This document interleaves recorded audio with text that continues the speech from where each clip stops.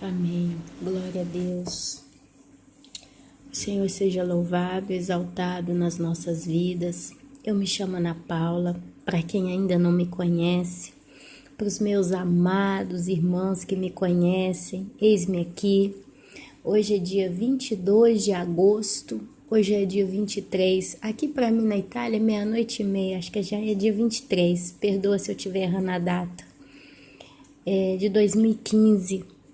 E eu tô registrando esse áudio até em um sistema novo, tô tentando registrar aqui com meu telefone, não sei até quando ele vai suportar esse áudio, mas que se esse áudio conseguir ser concluído como Deus gostaria que fosse, é porque realmente é que Deus gostaria que fosse assim, que eu fizesse esse trabalho. Meus irmãos, me perdoem pelo sumiço.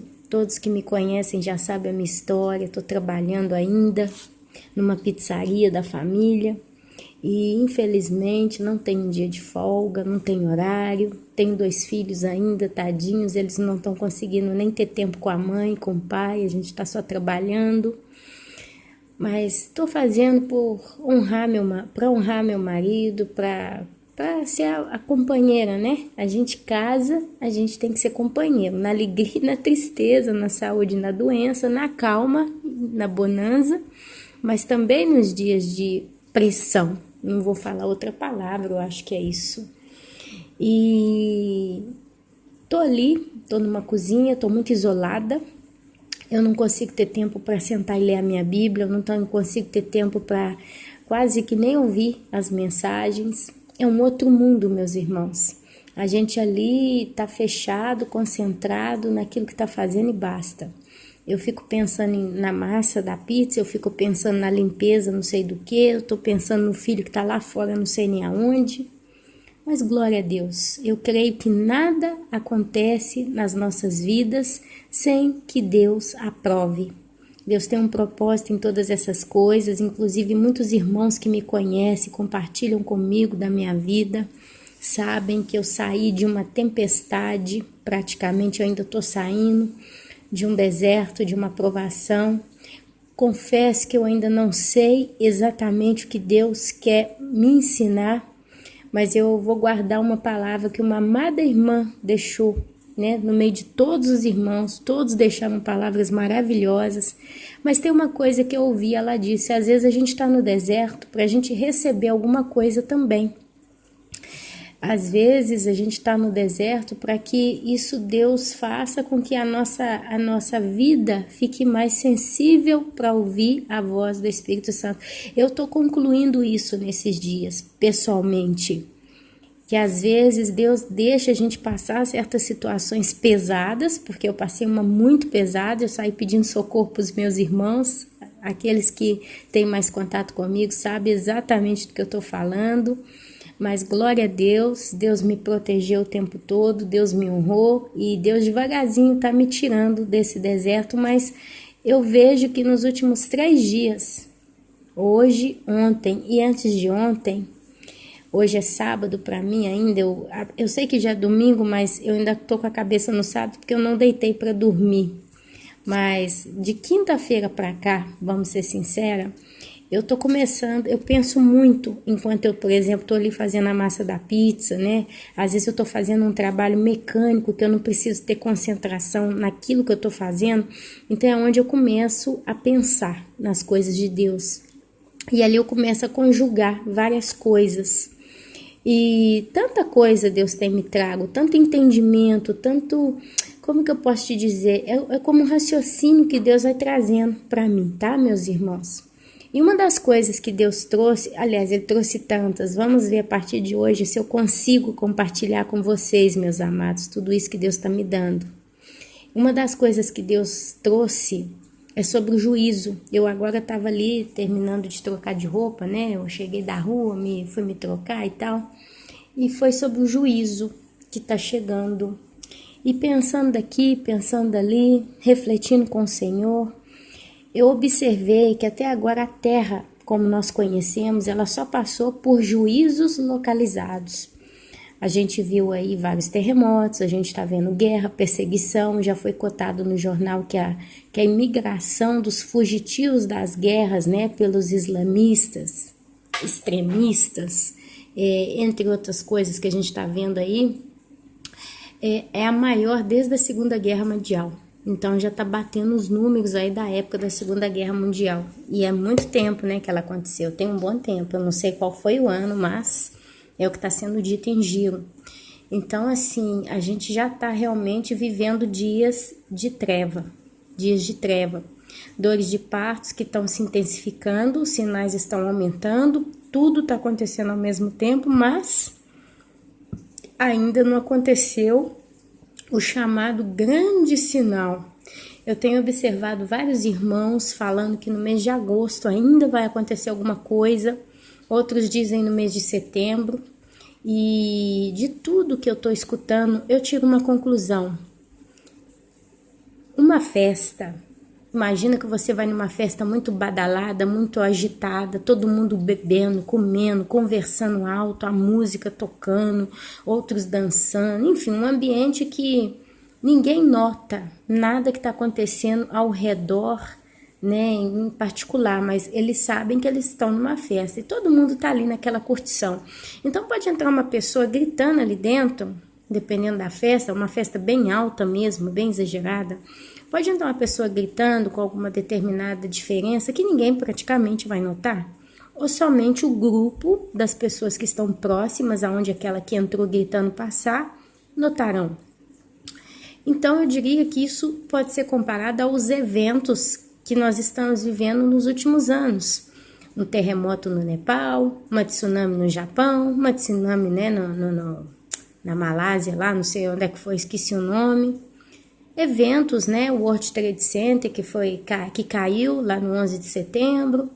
Quer dizer, sacudiu o mundo inteiro? Basicamente não. O mundo inteiro olhou para aquilo e ficou desolado, assustado, espantado? Sim, mas não foi algo que abalou o mundo de um modo realmente profundo. Quer dizer, não é um evento tão pesado. E o que Deus está trazendo nesses últimos dias é que está para acontecer um evento muito pesado, um evento realmente sério. E agora ali que eu estava terminando, né, de fazer as minhas coisas e pensando com os meus parafusos, eu concluo, meus irmãos, que um próximo evento que está para acontecer é a nível continental. Para acontecer algo que realmente abale o mundo no volume da festa em que ele está, tem que acontecer algo a nível continental. Tem que acontecer algo que abale praticamente um ou mais continente inteiro. Algo que leve embora ou que arrase com no mínimo de 10 a 15% da população mundial nesse devido tempo. Algo em que todos os telejornais noticiem, no mínimo por um mês seguido, determinada desgraça ou tragédia. Quando aconteceu o terremoto lá no Japão, ocasionou o tsunami, explodiu uma usina, né, e etc., o mundo ficou com os olhos virados para o Japão, mas foi só no Japão, em algumas cidades ali daquele país. Depois de um tempo, todo mundo esqueceu, né? Se você vai lá naquela zona, até hoje as pessoas que estão ali estão colhendo consequências daquele desastre. Mas foi um evento localizado. Hoje, se você vai na Indonésia, né? Acho que eu lembrei. Se você vai lá na Indonésia, até em alguns países lá da Índia, onde teve a tsunami no ano de 2004, já foi tudo reconstruído. Hotéis, resorts, casas, a população, muitos mudaram para as montanhas, outros refizeram suas casas mesmo, mas é tudo diverso, mas a vida continua, como se nunca tivesse ocorrido um tsunami daquele modo como aconteceu naquele ano de 2004. E foi um evento localizado, foi uma pessoa entrando em uma festa muito bagunçada, gritando alto, mas só quem ficou perto e olhou é que percebeu. E logo depois viraram a cara e continuaram a sua festa. Agora imaginem comigo, meus amados, minhas amadas. Estou pedindo a Deus aqui para esse áudio ir até o final. Não sei quanto tempo vai durar, mas Deus sabe de todas as coisas. E se funcionar, eu vou poder fazer mais o trabalho, né? Aqui, imagine que cai um meteoro no Oceano Atlântico, ou um meteoro no Oceano Índico, um meteoro, né, no mar Mediterrâneo, como esse que eu tô aqui de cara para ele, no Mar Vermelho, ou que cai um meteoro numa zona habitada do continente americano, seja norte, sul ou central, ou na Europa.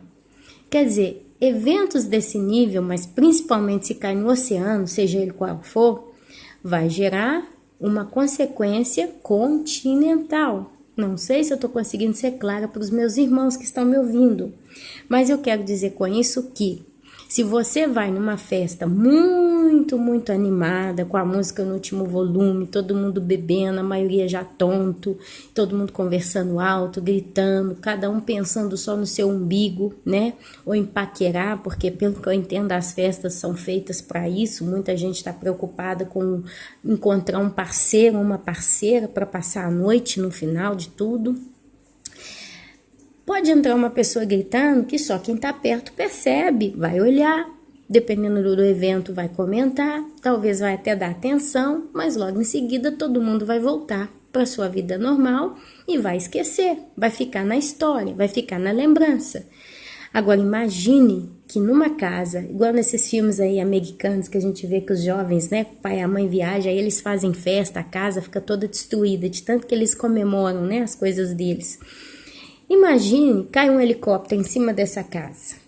Ou então imagine que um caminhão desgovernado em alta velocidade bate e arrebenta a casa. A festa vai parar. A festa vai acabar. Todo mundo que estiver ali vai voltar os olhos para a festa. Muitos vão se lamentar e vão chorar. Outros vão agradecer porque escaparam, não aconteceu com eles. Outros vão bestemear de raiva, de indignação com o motorista. Outros ainda vão lamentar pela história em geral. Mas, independente de qual seja o resultado final, é que nessa festa o evento vai ter balançado, sacudido, despertado a casa inteira. É isso que eu quero dizer. Se cai um meteoro, ou se tem um super mega terremoto, alguma coisa do gênero, o mundo inteiro vai ficar de olho aberto para o evento. Muitos vão lamentar, outros vão chorar, outros vão agradecer porque sobreviveram, outros ainda vão agradecer porque não caiu na zona onde eles moram, não afetou a eles, mas poderia estar perto. Mas o mundo vai estar numa situação tão pesada, tão triste, tão abalada como nunca antes. E por que eu estou falando isso com os irmãos? Porque eu tenho observado na Bíblia, e olha que já tem uns dias que eu não a leio, mas eu me lembro bem de muitas das coisas que eu li. Eu tenho observado na Bíblia que toda vez que Deus manda juízo, Deus não manda juízo de uma vez só. É como se Deus segurasse a própria mão dele, porque ele conhece o peso que ela tem. E ele ainda mantém na sua misericórdia a sua própria ira. É como se Deus estivesse com a mão direita, né? Aí no caso nem é Deus, eu acho que é Jesus. Porque é ele que morreu na cruz, é ele que derramou sangue, e a Bíblia diz que ele intercede, ele é o nosso advogado, e o Espírito Santo que está no nosso meio. Então eu acredito que é a mão de Jesus, um lado voltada para o Deus Pai, dizendo, espera mais um pouco, ainda não, meu Pai, tem misericórdia daquela senhora, tem misericórdia daquele jovem, tem misericórdia daquela moça, daquele rapaz, daquela criança, e a outra mão está segurando o mundo, está segurando a ira, o mau cheiro do pecado, o mau cheiro do mundo. Quer dizer, como ele está ali com os braços abertos, com uma mão ele segura a ira do Pai, com outra mão ele tenta deter o mal que está na terra. Posso estar até falando besteira, mas a Bíblia diz que Noé, antes de entrar na arca, ele passou 120 anos pregando a justiça. Ele é chamado pregador da justiça. Quando Deus tirou o povo do deserto, ele levou 40 anos para tratar com aquele povo. E de certo modo, várias vezes, teve a ira de Deus caindo sobre a rebeldia do povo no deserto. Mas Deus sempre manteve, né? Deus sempre fez de tudo para segurar até o último momento. E assim a gente vai vendo nas histórias bíblicas como que Deus, na sua grande misericórdia, ele segura sua mão até o dia que ele decide realmente mandar o juízo.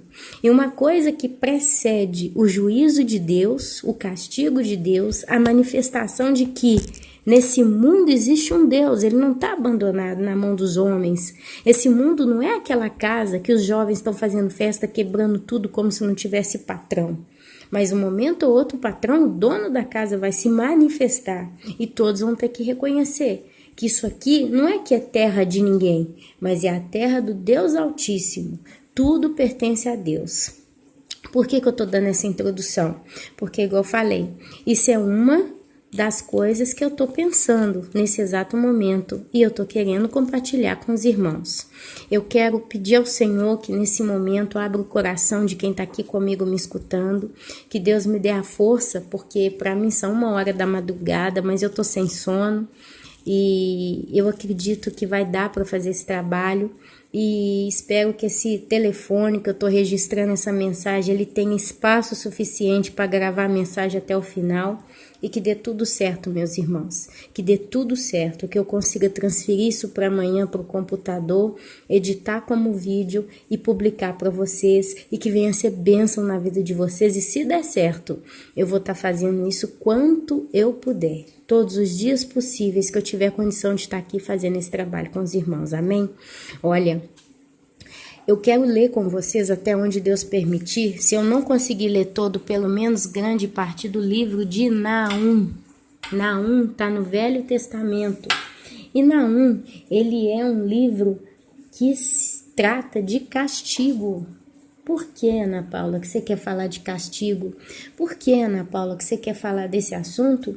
Porque é o mesmo que está para acontecer a qualquer momento. Nós não estamos falando mais que está para acontecer um evento localizado na Terra, mas nós estamos falando que está para acontecer um evento continental ou multicontinental a qualquer momento. Já não existe nada que impede a mão de Deus de agir nesse mundo. Vocês veem que a maldade, ela chegou num ponto tão extremo que tudo, meus irmãos, tudo é maldade. Eu quero compartilhar uma experiência que eu tive agora à tarde com os irmãos. Vocês devem estar acompanhando no jornal que na Itália está tendo muita imigração de africanos. A maioria é homem, rapazes, jovens. E o que esses africanos fazem? Eles chegam aqui, aqueles que conseguem entrar, e a grande parte deles tem conseguido entrar, o governo italiano tem recebido eles dando casa, dando comida e dando abrigo. E você vê eles com telefone celular, com a internet, com cigarro na mão. Parece que, assim, o básico necessário eles têm. Você não vê, pelo menos na zona onde eu moro na zona sul da Itália, né, na parte sul da Itália. Eu até agora não vi eles dormindo na rua como mendigos, tá? Mas a gente vê até o jornal falando dos abrigos que têm sido construídos ou abertos ou liberados. Aqui onde eu moro eu tenho visto muitos, cheio, abarrotado desse povo. Ok, até aí tá bem. Então dá-se a entender que eles têm comida de graça, eles têm habitação para morar, uma cama para dormir, bebe água e roupa. Então, tudo que um ser humano basicamente precisa é isso, e eles têm. Basicamente, fugindo de um país em guerra ou de qualquer problema, seja ele qual eles têm tido, eles estão aqui e não estão morrendo de fome, não estão morrendo de frio, não estão morrendo de nada. Então, por que a gente precisaria dar dinheiro para eles que estão indo para as portas dos supermercados italianos? E quando você chega para fazer compra, eles já vêm em cima de você, praticamente com aquela cara de misericórdia, de dó, querendo ajuda, pedindo uma moedinha, pedindo um dinheirinho e pedindo esmola.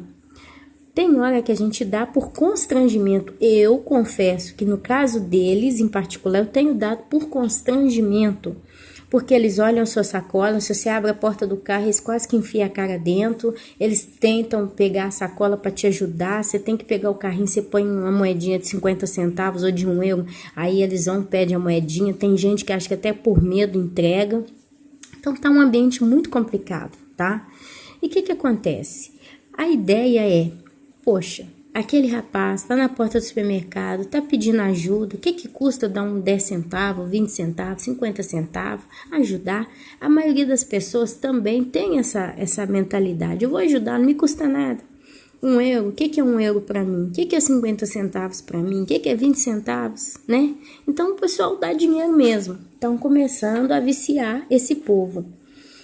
Então, o que acontece? Eu mesma, algumas vezes, já dei também as moedinhas. Eu já até pego uma moedinha de 10 centavos, porque eu não acho justo dar, mas eu fico constrangida e acabo dando alguma coisinha sempre. Porque eu sei agora, por exemplo, quanto que eu tô trabalhando para ganhar 1 euro, né? Quando eu tenho esse dinheiro, eu dou muito valor porque eu tenho 2 filhos e eu sei o preço das coisas, o valor das coisas. Então, a gente sabe como funciona. Aí, o que acontece? Hoje eu fui fazer compra no supermercado para pizzaria. E a gente compra coisa pesada, por exemplo, galão de óleo de 5 litros, eu peguei 8, farinha, pacote de 5 quilos. Então, assim, é muita coisa, você enche o carrinho de coisa pesada, que é pesado pra você até levar pro carro. E na hora que eu fui estacionar o carro, eu tive que estacionar numa descida do lado do supermercado, mas não na entrada do supermercado, porque estava tudo lotado já. Ok, até aí tudo bem. Quando eu desci do carro para fazer a compra, já tinha um rapaz já rodeando todo mundo que fazia a compra. Aí eu já sabendo mais ou menos como funciona, eu entrei dentro do supermercado e pedi uma ficha de plástico. O moço até me conhece, ele me deu a fichinha para eu pegar o carrinho. Aí aquele rapaz, ele já viu que eu não pus dinheiro no carrinho, mas eu pus uma ficha plástica. Aí entrei, fiz as compras, enchi o carrinho de coisa pesada, como eu estou testemunhando para os irmãos. E coincidentemente, na hora que eu fui pagar as compras, esse rapaz da África, ele estava atrás de mim, ele era o próximo da fila. Eu não consegui entender. Parece, meus irmãos, que ele até ganhou a bebida e a comida do supermercado, porque a moça da caixa falou, vai, e deu a ele uma Gatorade, não sei o que. Eu não entendi se ele nem pagou, mas tudo deu a entender que ele nem pagou. Ele ganhou até a comida de graça no supermercado. E passou ali e me viu pagando com cartão. Na hora que eu fui fazer o pagamento da minha compra, ele me viu pagando com cartão. Ele observou todo o processo que eu passei. Conclusão, ele entendeu, essa aqui dinheiro na mão ela não tem. Ela pegou moedinha de plástico, ficha de plástico, pagou com cartão, dinheiro ela não tem. Vá bem, até aqui está. Aí eu pus as compras no carrinho, na hora que eu saí do supermercado, eu tinha que passar aquela subidinha muito curta, uns 3 metros de distância do carro, mais ou menos, porque foi onde eu consegui, mas um terreno muito acidentado, muito complicado, mas eu fui, tanto é que tinha hora que eu puxava o carrinho, tinha hora que eu empurrava ele, que ele ia rodando, né, ele ia meio desgovernado, e eu com muita fatiga consegui chegar no carro. Esse rapaz, ele sentou, abriu a bebida, ele comeu, e ele ficou olhando, eu passando aperto. Ele ficou olhando, eu subindo com o carrinho com tanta dificuldade. Eu não pedi nada, o tempo todo de cabeça baixa, do mesmo jeito que eu faço se eu viesse a dar dinheiro ou não. Mas ele viu a compra toda no carro, e na hora que eu já voltei com o carrinho, ele já estava de pé, ele comeu rapidinho, muito rápido.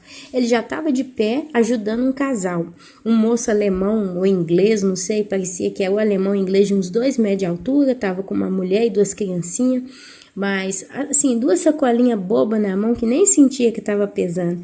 Ele pegou a sacola do moço para descer até o carro, para pôr a sacola no carro comodamente para aquele moço, porque ele queria o dinheiro.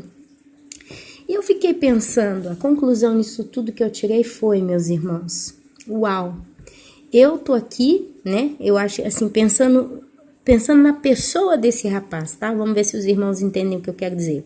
Eu tô aqui na Itália pedindo esmola na porta do supermercado e um monte de gente me dá o dinheiro. E provavelmente essa moça, porque eu acho que eu já dei esse mesmo rapaz, eu já dei esmola para ele, porque são as mesmas pessoas que rodeiam os mesmos lugares, né? Eles vão todo dia, virou trabalho. Então, assim, e agora aquela moça tá precisando de ajuda, o que custava? Ele ir e me ajudar de coração, simplesmente para fazer uma caridade para mim. Vou ajudar ela pelo menos a levar o carrinho dela, porque eu tô vendo que ela tá com dificuldade, porque realmente eu tava com dificuldade. Meus irmãos, não tava nem aí. Ele só pensou no umbigo dele. Inclusive eu falei, a próxima vez então eu já tô entendendo, né? Como é que é o raciocínio deles. Quer dizer, só vem a mim, só vem a nossa, mas eu não vou ajudar ninguém. Todo mundo tem que me ajudar, mas eu não tô nem aí pros problemas. Eu sou mulher, eu tava com um carrinho pesado, não custava nada ele ajudar, mas como ele não ia ganhar nada com isso, até se eu caísse no chão com o carrinho, acontecesse alguma coisa, ele ia nem fazer de conta que viu. Então, meus irmãos, por que eu tô contando isso? Porque eu vi no carro, eu vim embora, depois, graças a Deus, eu consegui fazer tudo, Deus me abençoou, o anjo do Senhor, né? Acampa ao redor daqueles que temem e amam a Deus. Eu sei que o anjo do Senhor tem sempre me acompanhado, como acompanha cada santo do Senhor. E deu tudo certo. Mas eu vim no carro e fiquei, meu Deus, olha como é que o mundo é esquisito. Aonde a gente vai, seja onde for, você vê injustiça. No no banheiro da pizzaria, restaurante, bar onde a gente trabalha, por exemplo, o que mais acontece é a gente ir no banheiro, fazer as necessidades, como se tivesse um mês sem ir no banheiro, quando vai faz tudo que tem, que não tem dentro do corpo, deixa o banheiro todo sujo, entope o vaso e vai embora. Não estão nem aí, quem vai limpar, quem não vai limpar. Coisa que muitos não fazem na casa deles, eles fazem ali. Outra coisa, a gente tem a toalhinha de papel, né? Como tem todo banheiro público, tem a toalhinha, você lava a mão, às vezes você pega e enxuga a mão. Então, meu marido, ele coloca a toalhinha de papel. O povo, o que eles fazem? Eles enxugam a mão com a toalhinha de papel, com a preguiça de jogar na lata de lixo que tá do lado, eles pegam e jogam dentro do vaso. Conclusão, o vaso entope. E o povo não tá nem aí. Quer dizer, a falta de humanidade, a falta de consciência nos pequenos detalhes. É isso que eu tenho visto. E se eu for contar aqui, gente, sabe quanta experiência eu tenho observado nesses dias em que eu tô em contato com muita gente, gente próxima e gente estranha? Então você vê o mundo, ele tá inflamado de injustiça. Eu não sei se você que está me escutando, você já teve alguma inflamação no seu corpo, no seu dedo, na sua perna, no seu braço, dentro do seu corpo, fora do seu corpo. Mas a inflamação, ela dói. A inflamação, se ela é externa, ela até fede, ela sai pus. É uma coisa constantemente encolerizada, né? Uma coisa que dá fastídio, que arde, que queima, que incomoda. O mundo, ele está inflamado de injustiça. O homem da iniquidade tem se manifestado. O homem da iniquidade tem se manifestado em todas as partes. O amor se esfriou em todos os lugares. A gente tem visto coisas indescritíveis há 10, 15 anos atrás, hoje na televisão, e a gente continua com um prato de comida, comendo, saboreando a comida como se nada fosse. Ou então a gente lamenta justo naqueles 2 minutos que passa determinado noticiário, mas quando a gente desliga a televisão, a primeira coisa que até nós cristãos pensamos em fazer é: o que eu tenho que fazer? Eu vou descansar, eu vou passar o tempo, eu vou passear, de noite eu vou isso. Quer dizer, a falta de coração, de amor no mundo já não tem mais amor. A gente ainda vê muita gente que se importa, a gente ainda tem isso ainda no mundo, porque ainda existe uma igreja chamada a Noiva de Cristo no mundo, e existe o Espírito Santo habitando e atuando no nosso meio. E ainda existe a graça de Deus que está pairando no mundo. Mas Deus está para retirar essa graça a qualquer momento. E Deus, ele tem deixado essa mensagem para nós. Ele tem deixado a mensagem do castigo que está se aproximando. Então, não é só pelo sonho ou pela profecia que eu tenho escutado no YouTube ou visto por aí, mas é pelo quadro pelo qual eu tenho observado. O mundo está inflamado com a maldade e com o pecado. E se você ler comigo o livro de Naum, começando lá no capítulo 1, você vai ver Deus, tá? Se mostrando quem ele é. E você começa lá, eu peço perdão aos irmãos, eu tô com uma Bíblia nova, a minha Bíblia velha eu regalei, eu dei de presente para minha tia. Foi o meu pacote, tá? Que eu deixei para ela para o futuro. Eu não sei se ela vai se converter, eu não sei se Jesus vai fazer uma obra na vida dela antes, né, do arrebatamento. Ela mora no Brasil, ela é católica, ela tem a cabecinha dela, do jeito dela. E quando eu soube que ela ia vir aqui me visitar, o presente que Deus deixou no meu coração, a mensagem é: pega a sua Bíblia e regala, dá de presente para ela. Eu era muito apegada com a minha Bíblia, porque já há 5 anos que eu tinha, né, trabalhado com esse livro maravilhoso, todo escrito, todo marcado. Então eu já sabia caminhar nela quase que de olho fechado. Mas Deus mandou, eu não pensei 2 vezes, entreguei para ela. E minha irmã mandou a Bíblia que eu tinha velha, uma Bíblia do ano de 2003, chama Bíblia Almeida Revisada e Atualizada. Então essa é a versão que eu estou usando, Almeida Revisada e Atualizada. Mas o Espírito Santo, ele fala através da palavra de Deus. E eu creio, tá? Que Deus, ele vai falar conosco ainda nessa versão. Eu não sou uma pessoa que entende muito de versão de Bíblia. Eu não sei qual que é a versão mais correta a se ler. Mas eu sei que o que eu li aqui, porque antes de eu estar aqui conversando com vocês, eu já dei uma olhada, né, no livro de Naum, nessa Bíblia, e não tem nada que eu não sinta que não venha a ser do Senhor para a nossa vida, tá bom? Mas você sabe, o livro é de Naum, depois você lê na sua Bíblia com calma, faça uma reflexão e você vai ver o que Deus tem para falar também a sua vida através desse livro santo que é a palavra de Deus. E Deus, ele fala, olha, sentença. O título na minha Bíblia é A Ira e a Misericórdia de Deus. Meus irmãos, eu peço a vocês que prestem atenção na palavra de Deus, porque a palavra de Deus é a base para nós, é a maior das bases. É uma base tão confiável, tão séria, tão forte, que até o que está para acontecer e o que vai acontecer e as coisas que já estão acontecendo é a palavra de Deus que nos dá respaldo. É a palavra de Deus quem nos diz isso pode, isso não pode. Se eu acredito em sonhos e em profecias é porque está lá no capítulo 2 do livro de Joel que a Bíblia está me falando que nos últimos dias os jovens teriam visões e os velhos teriam sonhos e o Espírito de Deus seria derramado sobre toda a carne. Antes que a lua se fizesse em sangue e o sol se escurecesse, antes que viesse o dia do Senhor. Depois vocês leem, tá? Me perdoe pelas falhas aí na narração, tá? De alguns textos bíblicos. Os irmãos que me conhecem sabem que eu não sou muito de gravar nada, não. Eu tenho uma ideia daquilo que eu tô falando e depois, glória a Deus, os irmãos sabem, né? Porque é até uma vergonha hoje para quem diz que está esperando Jesus não conhecer a Bíblia, porque tem sido o nosso maior alimento. Glória a Deus por isso. Então, o título no capítulo 1 o capítulo 1 de Naum da minha Bíblia é A Ira e a Misericórdia de Deus. Sentença contra Nínive, livro da visão de Naum, o Eucosita, tá? Profecia contra Nínive. A Bíblia fala, o Senhor é Deus zeloso e vingador.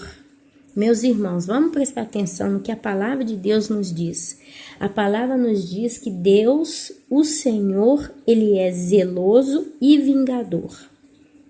A Bíblia diz que Deus é amor, mas a Bíblia diz que ele também é zeloso e vingador. Quando eu tenho zelo com uma coisa, meus irmãos, eu estou o tempo todo procurando cuidar daquela coisa. Com amor, com zelo, com cuidado, com capricho, né? Eu tô sempre observando se tá tudo bem, se não tá tudo bem, se tá tudo certo ou não, tá? Porém, a Bíblia diz que Deus, ele é vingador. Deus, ele vinga o pecado, a injustiça. Ele ainda não tem vingado a nível mundial, global, total. Mas a Bíblia diz que ele é zeloso e vingador. O Senhor é vingador e cheio de ira. A Bíblia está dizendo isso. O Senhor toma vingança contra os seus adversários. Deus, ele não se vinga de qualquer pessoa, mas Deus, ele se vinga dos seus adversários. O que é um adversário, meu amado, minha amada? Adversário é todo aquele que é contra você ou contra alguém. Se uma pessoa está aí numa ideia, o adversário vai numa outra para bater de frente, para bater contra. Muitos para bater em rebeldia, porque no caso de Deus, todo adversário de Deus, ele é contra Deus e ele age em rebeldia, rebelião, ele age em maldade, ok? E desobediência, insanidade, etc. O Senhor toma vingança contra os seus adversários e reserva indignação para os seus inimigos. Olha aqui, reserva indignação. Deus, ele está indignado com o mundo no qual nós nos encontramos atualmente, porque ele está sobrecarregado de pecado. Mas a indignação de Deus está sendo reservada para quem? Para os seus inimigos, e são muitos. Os inimigos de Deus são os demônios, os espíritos imundos, principados e potestades, que têm feito esse mundo jazer no maligno, mas tem sido também o homem rebelde e pecador que não aceita Deus como seu Senhor e seu Salvador. O Senhor é tardio em irar-se, mas grande em poder e jamais inocente o culpado. Por isso que a gente vê que nós ainda estamos na condição em que estamos. A gente vê um mundo inflamado de maldade, de pecado, e Deus ainda não se colocou a agir de modo que o ser humano vê e fala, sem dúvida, isso é mão de Deus. Isso aí tem Deus no meio. Até o incrédulo pode entender, opa, existe um Deus, porque tem uma coisa errada, né? Mas a Bíblia diz que ele é tardio em irar-se. Deus, ele vai segurando, Deus, ele está se contendo, mas ele é grande em poder, ele tem poder para culpar aquele que é culpado, para se vingar, para agir com a sua justiça. O Senhor tem o seu caminho na tormenta e na tempestade. Olha aqui, olha. O Senhor tem o seu caminho na tormenta e na tempestade, e as nuvens são o pó de seus pés. Ele repreende o mar e o faz secar. Não está falando que Deus seca um rio, está falando que Deus seca o próprio mar. Nós estamos falando aí de milhões e milhões de litros de água, e mingua todos os rios. Desfalecem Bazã e o Carmelo. Bazã era uma cidade. O nome Bazã significa a luz da terra em hebraico, tá? Então era a luz da terra naquele tempo. E Naum diz, né, que essa cidade tão maravilhosa na época, chamada Bazã, ela se desfalece, tá? E o Carmelo e a flor do Líbano se murcha. Os montes tremem perante ele, os montes tremem perante ele, e os outreiros se derretem, e a terra se levanta diante dele, sim, o mundo e todos os que nele habitam. A terra se levanta diante do próprio Deus. Meus amados, prestem atenção nessas palavras. Versículo 6 do capítulo 1. Quem pode suportar sua indignação? Deus também se indigna, meus amados. E quem subsistirá diante do furor da sua ira? Quem? Hoje, os ímpios, os injustos, os maus, os senhores do mundo, eles estão triunfando, porque Deus é tardio em se irar. Mas Deus, ele não inocente o culpado. Ele é grande em poder, e chegará um dia que essa frase, quem subsistirá diante do furor da sua ira, vai se cumprir na vida das pessoas mais atualmente poderosas do mundo, das pessoas que se sentem intocáveis, das pessoas que se sentem as patroas, né? Padronas de tudo, desses que têm triunfado na sua maldade, desde os grandes até os pequenos. A sua cólera se derrama como fogo, e as rochas são por ele demolidas. O Senhor é bom, é fortaleza no dia da angústia e conhece os que nele se refugiam. Olha só, gente, não vamos nos enganar com relação à pessoa de Deus. Ele é bom, ele é fortaleza no dia da angústia, como tem sido na minha vida. Mas ele também conhece aqueles que nele se refugiam. Deus, ele conhece aqueles que clamam pela sua ajuda, pelo seu socorro. Mas com inundação transbordante, acabará de uma vez com o lugar dessa cidade, com trevas, perseguirá o Senhor os seus inimigos, os inimigos do próprio Deus. Não pense que todo rebelde é inimigo de você. Inclusive, eu ouvi muito essa parte hoje, nesses dias que eu passei muita luta com pessoas e muitos me disseram: amada, a nossa luta não é nem contra a carne nem contra a sangue, mas contra os principados e potestades desse mundo. Tá? Eu creio, meus amados, que é também contra o homem rebelde, porque senão Deus não teria mandado Jesus para morrer naquela cruz por amor daqueles que ele escolheu para dar a Jesus. A Bíblia diz, Jesus citou: aqueles que o Pai me deu, de modo algum lançarei fora. A Bíblia diz que Deus escreveu no livro da vida o nome daqueles que vão ser salvos antes da fundação do mundo.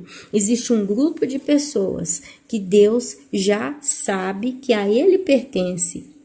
Em contrapartida, existe o grupo dos ímpios, dos rebeldes, da raça de víbora. Nós não vamos nunca saber quem é de Deus e quem não é de Deus, né?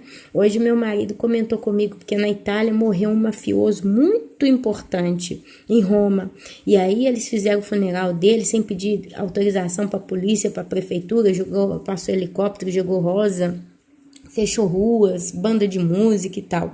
E meu marido, até a igreja católica celebrou a missa, né, de morte do moço e tal, etc.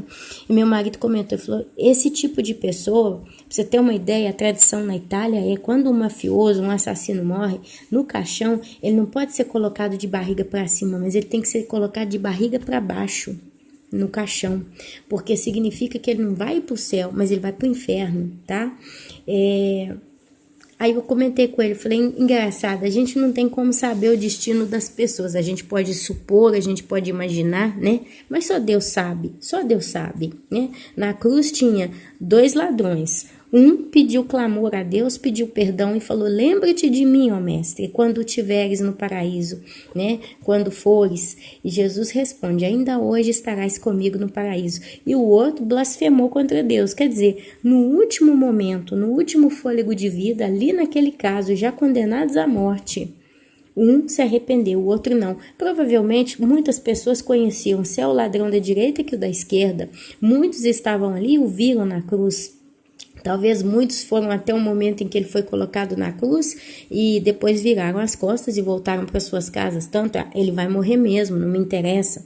Talvez no momento daquela frase, ou talvez ali naquele local, naquela altura, né, a voz do ladrão foi tão baixinha que só Jesus escutou, e o ladrão do lado. Quem que a gente pode saber? O que nós podemos imaginar? Deus o sabe, né?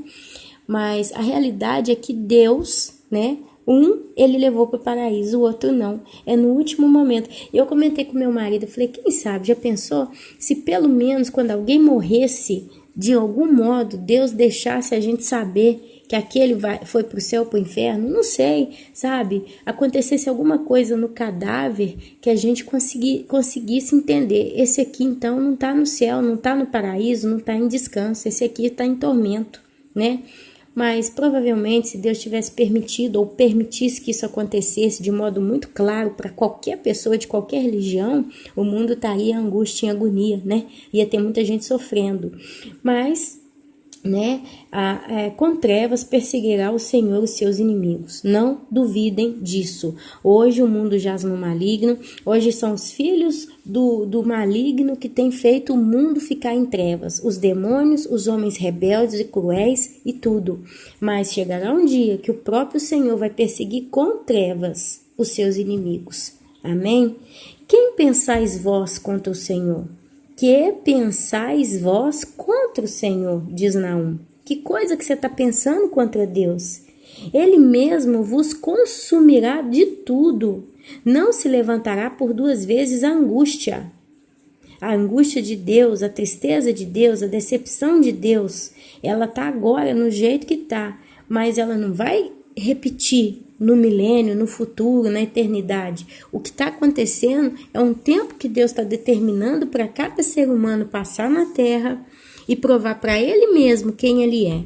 Porque a Bíblia diz que Deus é onisciente, Ele já sabe. A Bíblia diz que Deus ele já sabe todos os nossos dias, antes mesmo que nós nascemos. Então Deus em si, Ele não precisa suportar um ser humano viver na terra em bondade ou em maldade. Mas a palavra de Deus diz que Deus é justiça. E Deus, na sua justiça, Ele optou, Ele escolheu, Ele aceita o homem viver na terra, fazer o que ele tem que fazer por causa da sua natureza, caída ou não, tá? Aquilo que ele tem que fazer, por quê? Porque a Bíblia fala que um dia todos nós seremos julgados. E a Bíblia diz que tem o tribunal do trono branco, né? O tribunal de Cristo é outra coisa, me perdoe. Vai ter o dia do juízo do trono branco, em que Deus ele vai julgar todos, inclusive aqueles, né? Todos que foram e morreram em pecado. E provavelmente, não sei, eu nunca participei de uma causa na justiça, nunca vi uma sessão com juiz e advogado, réu e vítima e etc.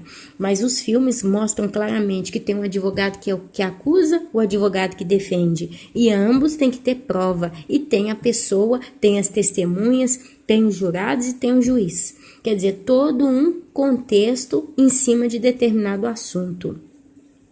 E eu creio que Deus ele vai precisar, por causa da justiça dele, para que quem é julgado por Deus entenda, realmente isso aqui é a prova de que eu fiz coisa ruim ou boa, de que eu aceitei Jesus ou não, né? Da rebeldia dos meus dias de maldade na terra.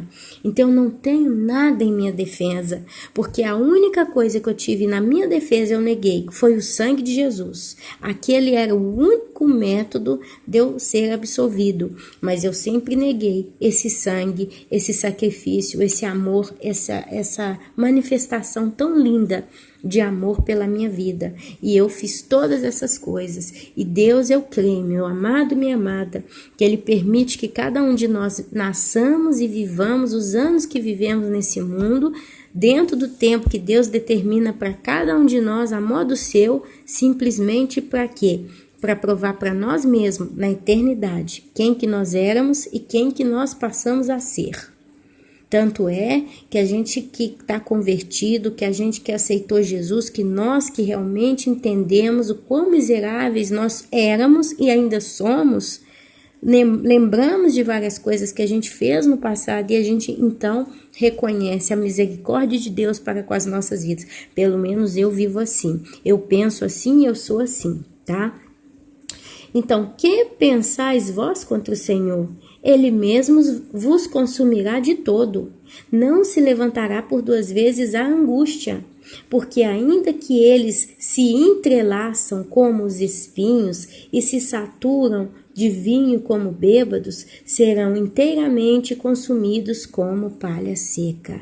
A promessa de Deus contra o ímpio é essa: eles serão praticamente consumidos como palha seca. De ti, Nínive, saiu um que maquina o mal contra o Senhor, um conselheiro vil. Assim diz o Senhor: por mais seguros que estejam e por mais numerosos que sejam, ainda assim serão exterminados e passarão. Eu te afligi, mas não te afligirei mais. Aqui Deus está falando que ele vai julgar a Nínive, no caso, né? Que ele julgaria a Nínive por causa desse que se levantou ali e maquinava o mal. Tá? E a Bíblia diz, meus amados, minhas amadas, que a natureza geme com dores de parto, esperando a redenção dos santos, esperando que Deus a renove, restitua a ela a sua natureza original. A Bíblia diz que a terra geme com gemidos inexprimíveis também. O Espírito Santo. A Bíblia diz que até os santos sofrem por causa da maldade no mundo. E a Bíblia fala que, né, vocês veem Deus levantando um juízo contra Nínive por causa do iníquo, do mal que se levantou nela. Então Deus ele fala, por mais seguros que estejam e por mais numerosos que sejam, ainda assim serão exterminados e passarão. Eu te afligi, mas não te afligirei mais. Deus está dizendo que ele afligiu a Nínive porque Tinha maldade em Nínive, tinha aquelas pessoas que estavam ali levando Nínive para o buraco. Então Deus diz, eu te afligi, mas não te afligirei mais. Deus tem uma promessa de restauração para a sua criação. Deus, ele vai tirar todo o mal, ele vai purificar com seu fogo consumidor a nossa terra como nós a conhecemos muito em breve. A Bíblia fala lá em Apocalipse sobre isso. Mas a Bíblia diz que depois vai vir Jesus no milênio e vai governar por 1000 anos. A terra será restaurada. A Bíblia diz que Deus fala, farei novo céus e terras. Céus e terra. Os velhos céus e terra se passaram e agora farei novas todas as coisas. Mais uma vez peço perdão aos irmãos pela falha no recitar aquilo que a Bíblia diz, mas para quem lê a Bíblia sabe do que eu estou falando. E aí ele continua. Aqui ele dá uma promessa para Judá, olha, mas de sobre ti, Judá, quebrarei o jugo deles e romperei os teus laços. Porém, contra ti, a Síria, o Senhor deu ordem que não haja posteridade que leve o teu nome. Da casa dos teus deuses exterminarei as imagens de escultura e de fundição. Farei o teu sepulcro, porque és vil. Vil significa de valor pequeno, mesquinho, desprezível, infame. Então Deus está falando aqui, né, que a Síria é vil, tá? Eis sobre os montes os pés do que anuncia boas novas, do que anuncia a paz. Celebra as tuas festas, ó Judá, cumpre os teus votos, porque o homem vil já não passará por ti, ele é inteiramente exterminado. Para nós, meus amados, nós somos o mundo que aqui representa a Síria. Nesse texto, essa Síria que no caso era essa região geográfica que Deus estava falando, a Síria, né? Depois ele fala aqui de Judá, não é isso? Então, nesse texto do Velho Testamento, a gente pode tirar a Síria como o mundo inteiro, a parte mal do mundo, a parte pecadora do mundo, a parte injusta do mundo, a parte cruel, sem amor, sem Deus, contra tudo que é e se levanta e que se diz Deus. Mas o Judá é a igreja. O Judá são os santos que vão vir na grande tribulação. O Judá são todos os santos que Deus tem reunido em toda a era da humanidade na terra. Amém? A humanidade caída desde a época de Adão, ok? E aqui ele fala, né? Porque o homem vil já não passará por ti, ele é inteiramente exterminado. Olha só para vocês verem uma coisa curiosa. O Velho Testamento ele é escrito para os judeus. Tem gente que fala isso, né? Que o Velho Testamento ele é escrito para os judeus. Mas nos últimos dias, Deus ele tem aberto o Velho Testamento, que se refere ao povo judeu, e ele tem dado entendimento à sua igreja, ao seu povo, que também não é judeu. Olha só como é que está dizendo, eu não sei na sua Bíblia, mas ele está falando, ele é inteiramente exterminado. Essa frase aqui, ela não está no passado dizendo, ele foi inteiramente exterminado, mas ela está no presente contínuo. Continua, é uma coisa afirmativa, ele é inteiramente exterminado. Essa frase é como uma assinatura de Deus em cima de uma autorização de um ato que vai ser executado ainda, que vai ser sempre executado. Deus ele sempre vai separar aquilo que é seu, aquilo que vai ser restaurado, daquilo que precisa ser julgado e consumido pelo fogo da ira, do juízo de Deus, da justiça de Deus. Então, meus amados, ele fala, porque o homem vil já não passará por ti. E isso aqui serve para nós, porque vai chegar um tempo que o homem vil já não vai passar pelas nossas vidas. Talvez você que está me ouvindo aqui agora, e eu falo isso para mim mesma, tá? Mas vamos falar aqui para vocês.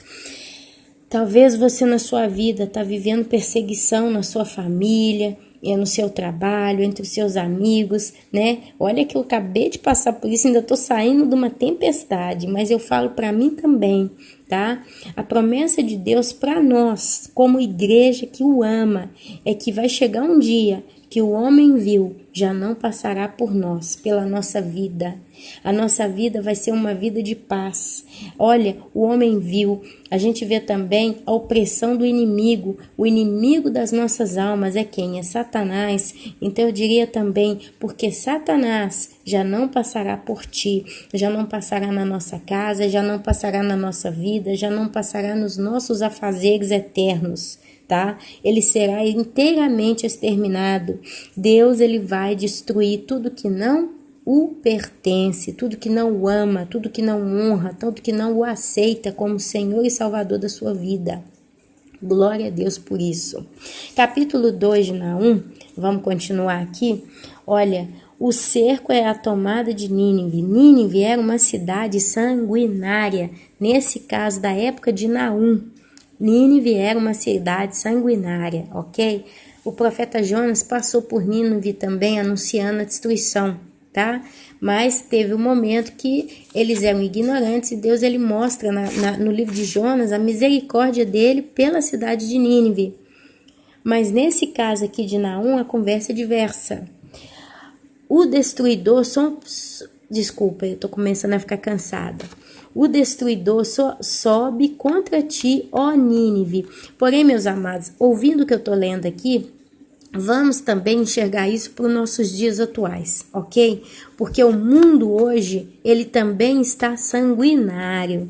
Tá injustiça, matança e desordem em todos os lados. Então ele fala, olha, o destruidor subirá contra ti, ó Nínive. A gente pode encarar como o destruidor sobe contra ti, ó terra, tá? Ó mundo. Guarda a fortaleza, vigia o caminho, fortalece os lombos, reúne todas as tuas forças. Isso aqui é Deus soltando, né?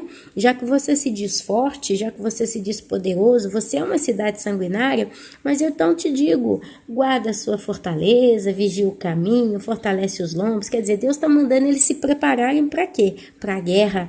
Só que não é uma guerra contra homens, é uma guerra contra o Criador, o Todo-Poderoso, o Deus Todo-Poderoso.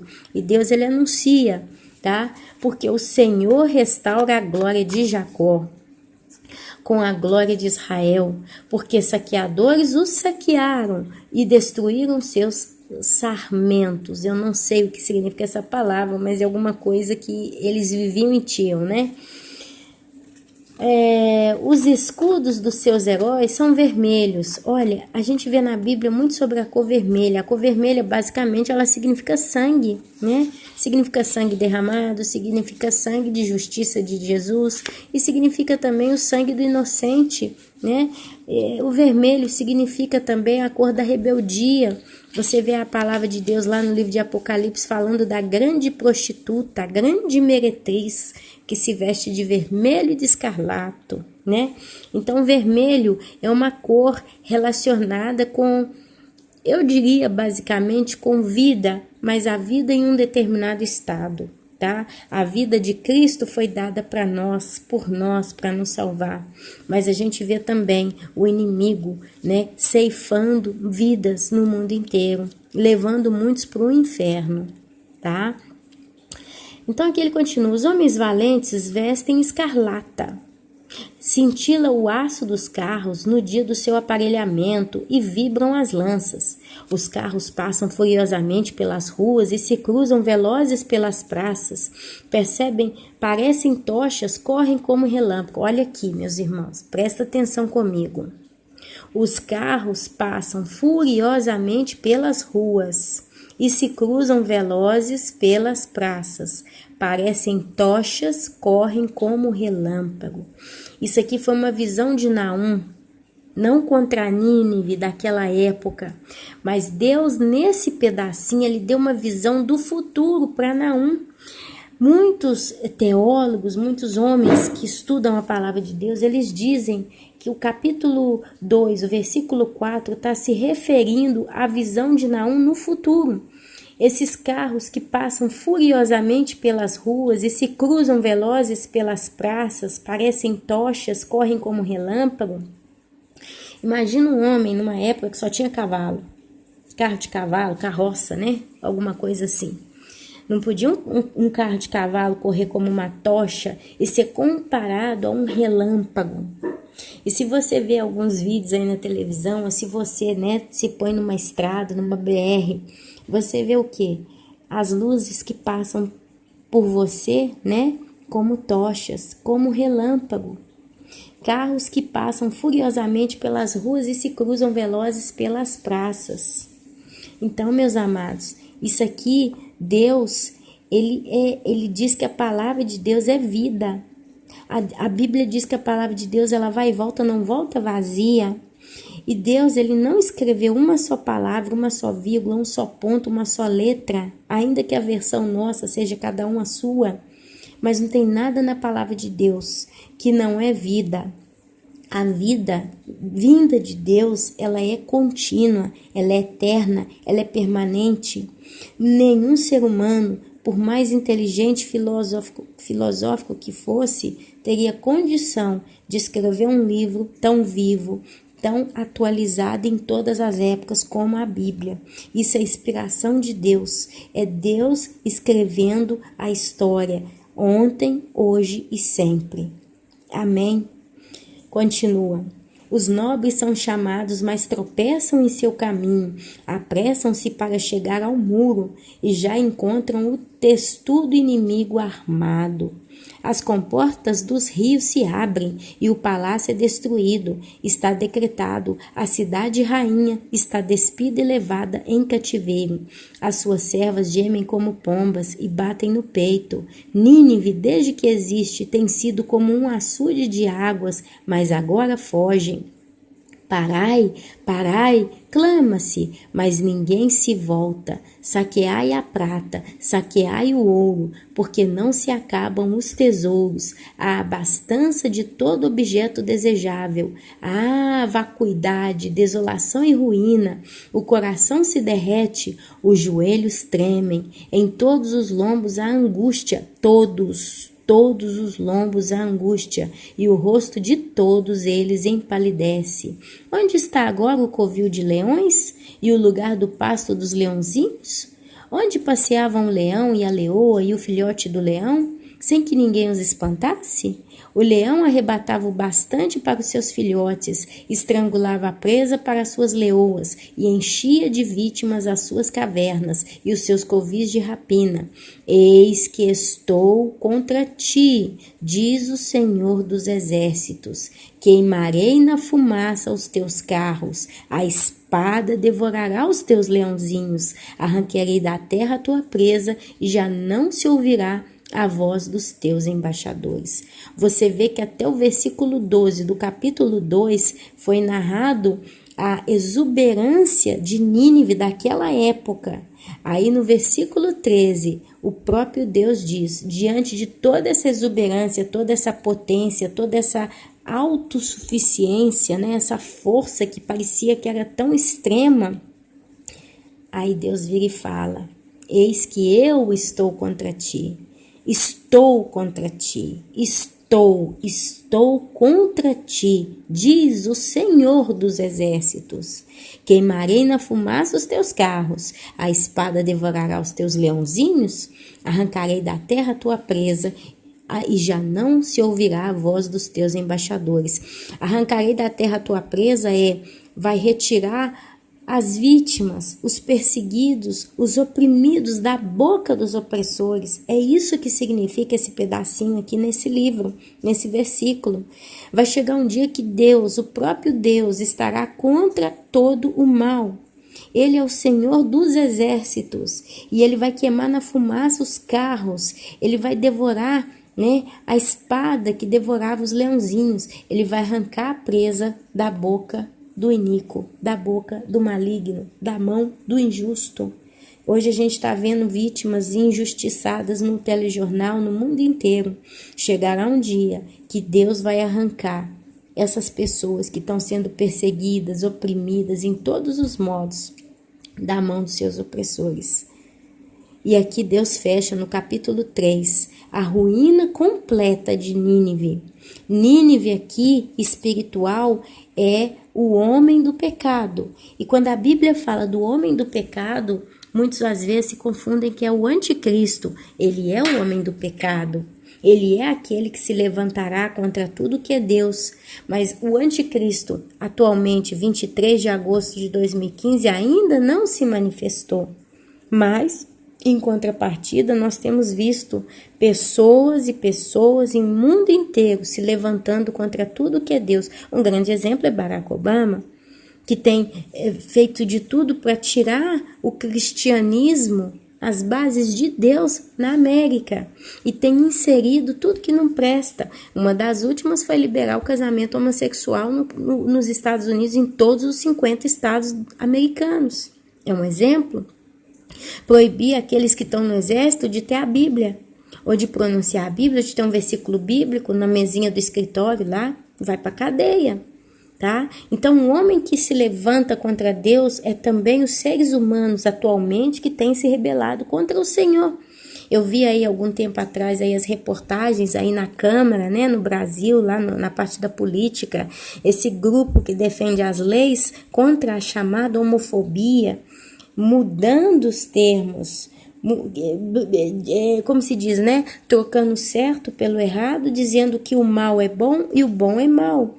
E dizendo, teve um deputado, senador, um político homossexual que diz essa desgraça de família, não sei o quê, e blasfemou contra o bem mais precioso que Deus criou, porque quem criou a família foi Deus, quem idealizou a família foi Deus, quem sonhou e desejou a família na terra foi Deus. Se uma família é destruída, o bairro é destruído, a cidade é destruída, o mundo é destruído. As pessoas mais problemáticas são pessoas que crescem em famílias separadas. Então, Deus, ele tem juízo para o homem do pecado, para os homens iníquos que estão pisando na terra. Glória a Deus, Deus vai fazer justiça. E aqui, para concluir, no capítulo 3, começa a ruína completa de Nínive. Ai da cidade sanguinária, toda cheia de mentiras e de roubo, e que não solta a sua presa. Isso não parece o que nós estamos vivendo nos dias de hoje? Meus irmãos, você que está aqui me ouvindo deve estar cheio de conta para pagar. Talvez você 10 anos atrás pagava um valor para sua água, para sua luz, fazia uma compra para casa com determinada quantidade de dinheiro, você estava melhor do que hoje. Hoje você vê que quanto mais dinheiro você ganha, mais conta você paga, mais coisa você tem que pagar. O Brasil, vamos falar no caso aqui, já que, né, nós estamos no Brasil, para quem está no Brasil e tal, entende o que eu estou falando. Se você vai no hospital público, você não vai ser atendido, ou se vai ser atendida de qualquer jeito. Muitos estão morrendo nos hospitais públicos que estão lotados e ninguém está conseguindo realmente resolver o problema. Mas é por quê? É porque está afolado de gente, está todo mundo adoecendo ao mesmo tempo? Não. É porque o sistema está encurralando as suas vítimas de tal modo que vai matando. Porque Satanás veio para quê? Para roubar, matar e destruir. E tudo que ele pode usar para gerar esse caos, essa destruição na terra, ele usa. Então, na ilusão de que tem hospital público na minha cidade, eu vou resolver meu problema, a pessoa vai lá e morre. Quer dizer, então eu sei que se eu for no hospital público, porque eu já fui algumas vezes, eu fiquei a noite inteira lá e ninguém me atendeu, então eu vou ter que pagar um plano de saúde. Aí você vai escolher um plano de saúde, normalmente todo mundo tenta escolher aquele que paga menos, só que no final o que paga menos é um dos que paga mais, porque começa a acrescentar um tanto de coisa. E quando a pessoa chega numa determinada idade, de um valor vira para um outro completamente diverso, astronômico e impensável de se pagar. Quer dizer, se é no sistema gratuito, vamos dizer assim, que no sistema particular a pessoa está sempre oprimida, cidade cheia de roubo e sanguinária, não porque tem só violência no meio da rua, porque está cheio de ladrão, de assassino, de gente violenta, mas a cidade sanguinária também é a cidade que não cuida da sua população. E aproveitando o fato do hospital, o sistema da saúde que não é comportado, né, para toda a população, ela também gera morte, gera sangue. Então, é uma cidade sanguinária porque não consegue tratar dos seus doentes. Olha para vocês verem como é que a palavra de Deus ela é profunda. Toda cheia de mentira. Não é que o mundo não tem capacidade de cuidar do seu povo, da sua população, mas é porque a maior parte da riqueza do planeta está num grupo muito pequeno, numa parcela, num percentual de pessoas. São os chamados senhores do mundo. Eles controlam a economia e o resto da população está como o quê? Como gado, indo para o matadouro. Todos os dias pessoas têm morrido e eles aproveitam, né, essa opressão e ainda investem na falta de cultura, na falta de crescimento intelectual, de maturidade das pessoas. As pessoas a cada dia estão ficando mais burras e ignorantes. Você vê a maioria dos jovens, não porque eles não vão na escola, mas porque eles vão numa escola que não ensina para eles aquilo que realmente vale para a vida, mas faz eles perderem tempo e com isso mete mentira também na cabeça deles e em contrapartida investe numa cultura musical de baixo nível, numa qualidade de televisão que não presta, coloca tudo que não presta, seja para criança, seja para adolescente, seja para adulto. Aonde você vai encontrar lixo. Então a cabeça das pessoas está sendo o quê? Preenchida com lixo. E ali a população está só caindo de qualidade e está ficando violento, o amor está diminuindo. E, enfim, vocês sabem o que eu estou falando. Então, ai da cidade sanguinária, toda cheia de mentiras e de roubo, e que não solta a sua presa. As pessoas são escravas do sistema. Eis o estalo de açoites e o estrondo das rodas. Estou quase acabando, hein? O galope do cavalo e carros que vão saltando, os cavaleiros que esporeiam, e a espada flamejante, o relampejar da lança, e multidão de transpassados, massa de cadáveres mortos sem fim, tropeça gente sobre os mortos. Tudo isso por causa da grande prostituição, da bela e encantadora meretriz, da mestre de feitiçarias, que vendia os povos com a sua prostituição e as gentes com as suas feitiçarias. Eis que eu estou contra ti, diz o Senhor dos Exércitos. Levantarei as abas da tua saia sobre o teu rosto e mostrarei às nações a tua nudez e os reinos as tuas vergonhas. Lançarei sobre ti imundícias, tratar-te-ei com desprezo e te porei por espetáculo. Há de ser que todos os que te virem fugirão de ti e dirão: Nínive está sendo destruída. Quem terá compaixão dela? De onde buscarei os que te consolem? És tu melhor do que Noamã, que estava situada entre o Nilo e os seus canais, cercada de águas, tendo por baluarte o mar, e ainda o mar por muralha? Etiópia e Egito eram a sua força, e esta sem limite. Put e Líbia o seu socorro, todavia ela foi levada ao exílio, foi para o cativeiro. Também os seus filhos foram despedaçados nas esquinas de todas as ruas. Sobre os seus nobres lançaram sortes, e todos os seus grandes foram presos com grilhões. Também tu, Nínive, serás embriagada e te esconderás. Também procurarás refúgio contra o inimigo. Todas as tuas fortalezas são como figueiras com figos temporãos. Se os sacodem, caem na boca do que há de comer. Eis que as tuas tropas no meio de ti são como mulheres. As portas do teu país estão abertas de par em par aos teus inimigos. O fogo consome os teus ferrolhos. Tira a água para o tempo do cerco. Fortifica as tuas fortalezas. Entra no barco e pisa a massa. Toma a forma para os ladrilhos. No entanto, o fogo ali te consumirá. E a espada te exterminará. Consumar-te-á como gafanhoto. Ainda que te multiplicas como gafanhoto e te multiplicarás como a locusta.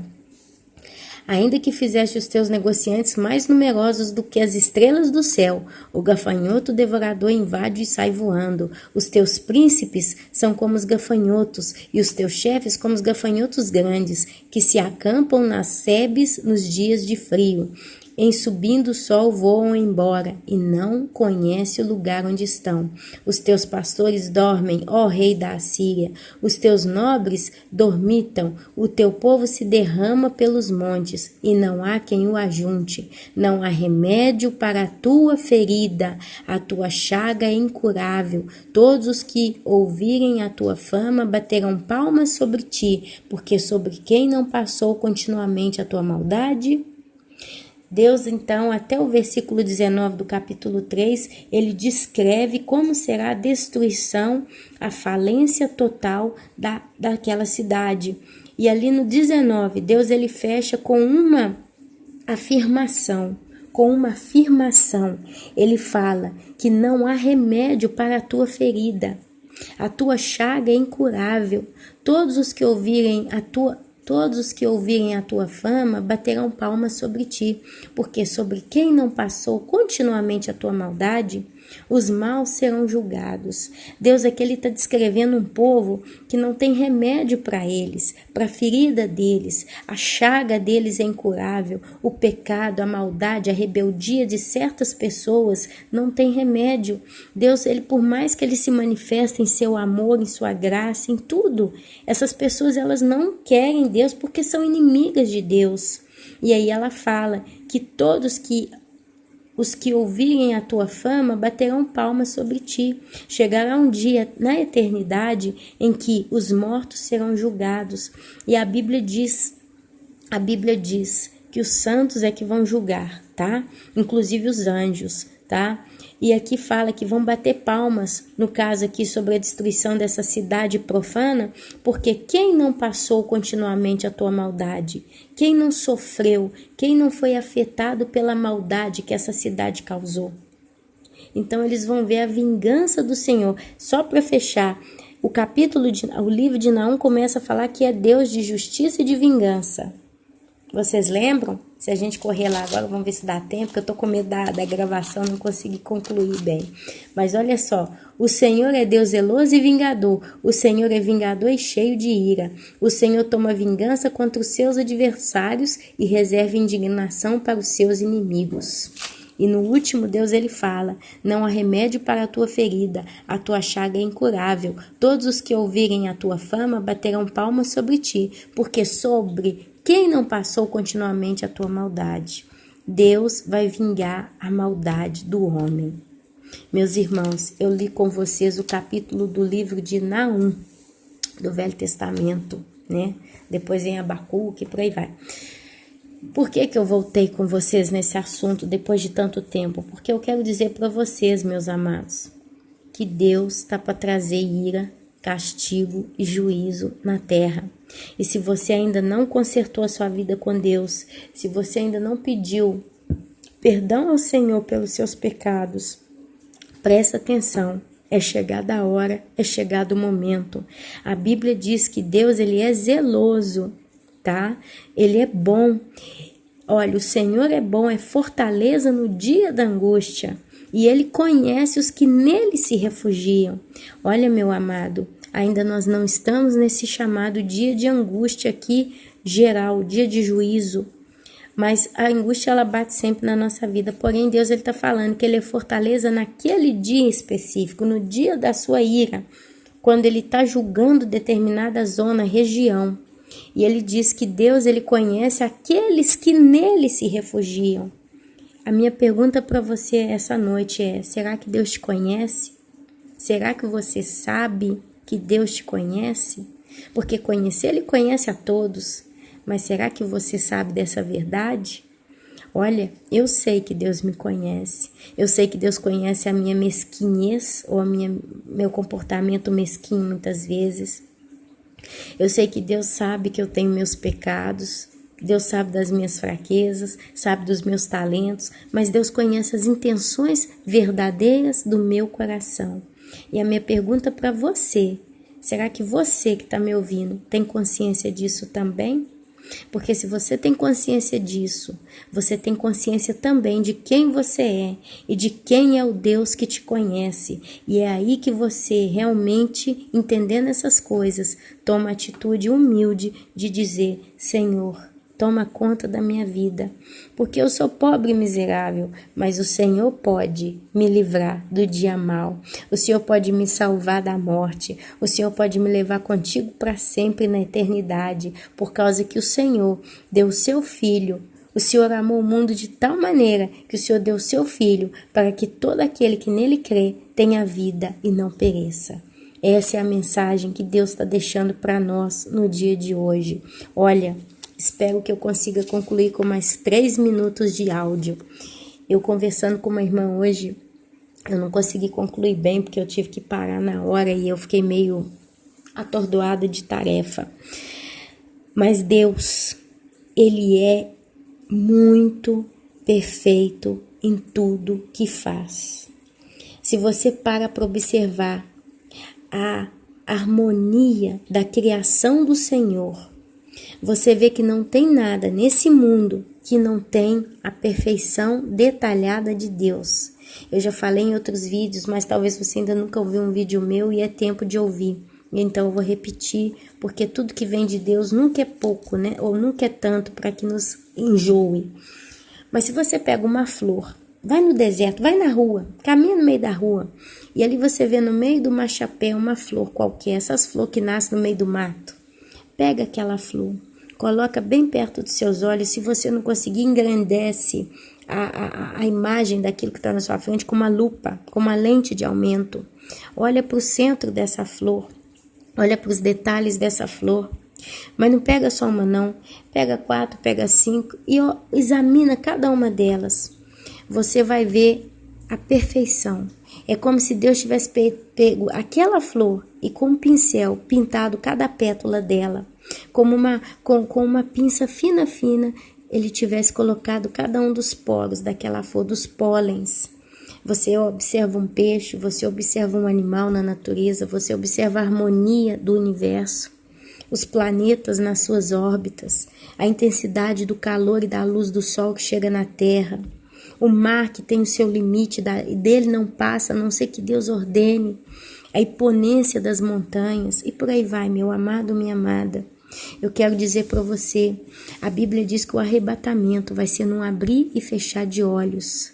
Olha, meu amado, a gente vê isso como um tempo de comparação também rápido. Vai ser rápido, abrir e fechar de olhos, apesar que a gente tem também a interpretação judaica que diz que o abrir e fechar de olhos é a virada da noite, a virada da meia-noite. E a Bíblia fala, inclusive, que quando deu meia-noite, ouviu-se a voz, eis o noivo, entre para suas bodas, né? 5 virgens prudentes e imprudentes. As 5 prudentes tinham a lâmpada, tinham o Espírito Santo, no caso a luz, o óleo, e elas entraram para a boda. As outras 5 foram comprar o azeite.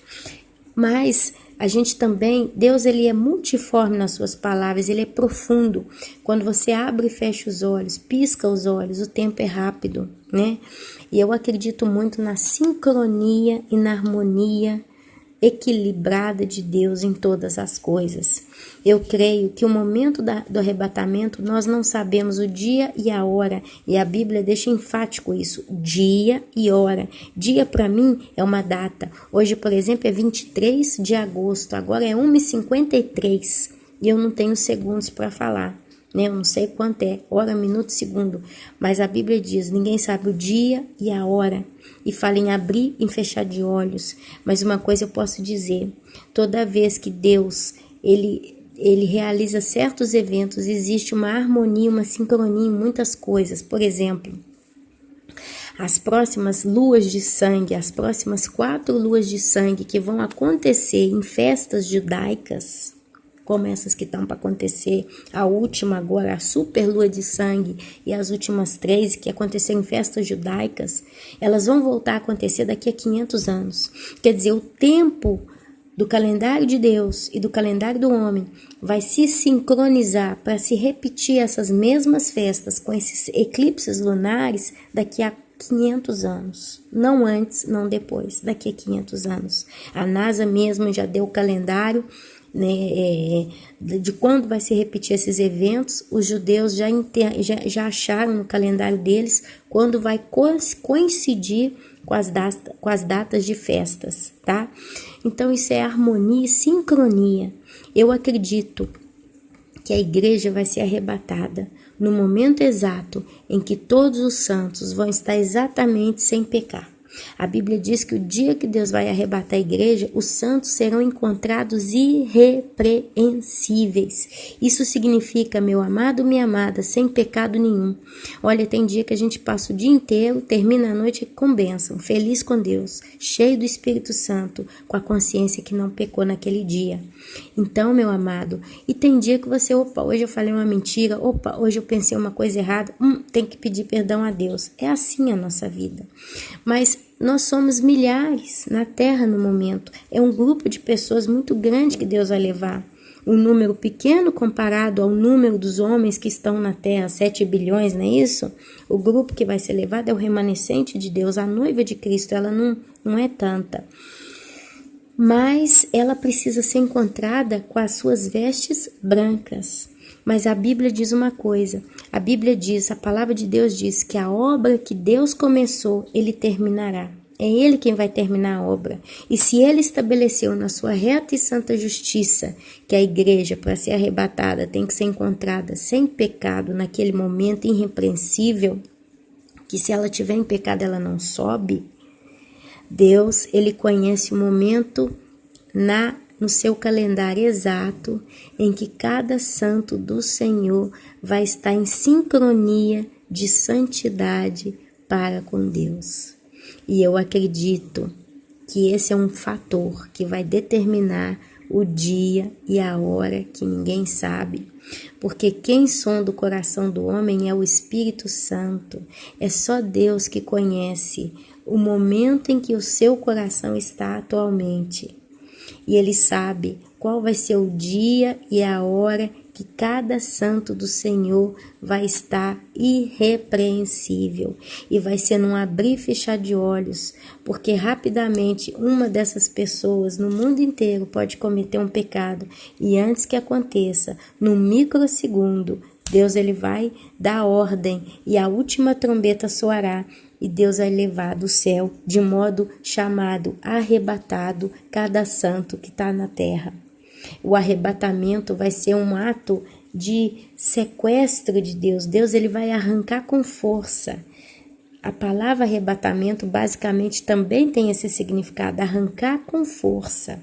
Por quê? Porque ou é agora ou nunca, ou vai ou racha. Se eu não levar agora, não vai se repetir esse evento, porque os homens não vão estar nessa mesma sincronia que eu preciso que ela esteja agora para levar comigo. E é por isso que um dos maiores mandamentos dos últimos dias tem sido: vigie o que você tem para que você não perca. Não suje as suas vestes. Encha-te com o Espírito de Deus. Renove o teu óleo, enche o teu óleo, enche a tua lamparina. Me perdoe as tantas frases, mas eu quero que os irmãos entendam que uma das motivações para o arrebatamento provavelmente é a sincronia do tempo da santidade de Deus na vida dos homens. E é o Espírito Santo que vai fazer essa obra. É Ele quem vai nos levar para a glória eterna. E é Ele que sabe o momento que Deus fala, é agora. Vamos levar a nossa igreja. Por isso, meu amado, minha amada, vigie, porque o tempo está próximo, porque Deus sabe o momento. Mas Ele disse uma coisa, teve um momento que Jesus disse aos judeus, eu não sei exatamente a categoria, mas Ele fala, vocês sabem discernir o tempo, né, de colher, de plantar, quando vai chover, quando vai ser sol, mas vocês não sabem entender que eu sou filho de Deus, um negócio assim, eu não lembro a passagem, me perdoem. Então Deus ele deixa claro, deixa pista, que o dia e a hora a gente não sabe, porque não tem como saber, porque Deus sabe que é uma coisa muito maior do que a consciência da gente saber, porque não tem como saber. Nós somos tantos espalhados no mundo inteiro, que sabe aonde você está com esse momento que você está me escutando. Eu estou na Itália, você aonde está, né? Mas Deus ele sabe, porque ele sonda os corações. E a palavra sondar, ela tem um significado para mim muito profundo. Tudo que tem sondagem tem um conhecimento profundo da determinada situação, da atual situação. Se você vai fazer um exame de sondagem, ele é muito mais profundo do que uma olhada por fora. Se uma pessoa vai construir uma casa e ela quer construir uma casa sobre a rocha, ela pede um engenheiro ou um especialista para fazer a chamada sondagem do terreno, para ele entender exatamente qual tipo de material e como ele vai aplicar aquele material naquele lote para que a fundação daquela casa seja resistente o bastante, para durar muitos anos. Então, meu querido, minha querida, preste atenção à voz de Deus. Eu creio que Deus ainda está chamando a sua 100ª ovelha, por isso que também não teve o arrebatamento. Quando concluir o número das suas 100 ovelhas, está no aprisco. Deus ele vai esperar o dia, o momento, a hora em que todas as suas ovelhas estão na mesma harmonia de santidade diante dos olhos do Senhor. Meus irmãos, uma coisa é certa, esse dia está chegando. O dia da ira está chegando, como diz no livro de Naum, mas o dia da salvação e da redenção da nossa vida está às portas, está mais próximo do que a gente pode imaginar. E assim, meus irmãos, eu concluo essa mensagem. Agora eu fiz a gravação, eu vou ter que passar isso para o computador ainda. Eu estou falando aqui porque eu gosto muito de bater papo com os irmãos, né? Para quem me conhece sabe como é que é.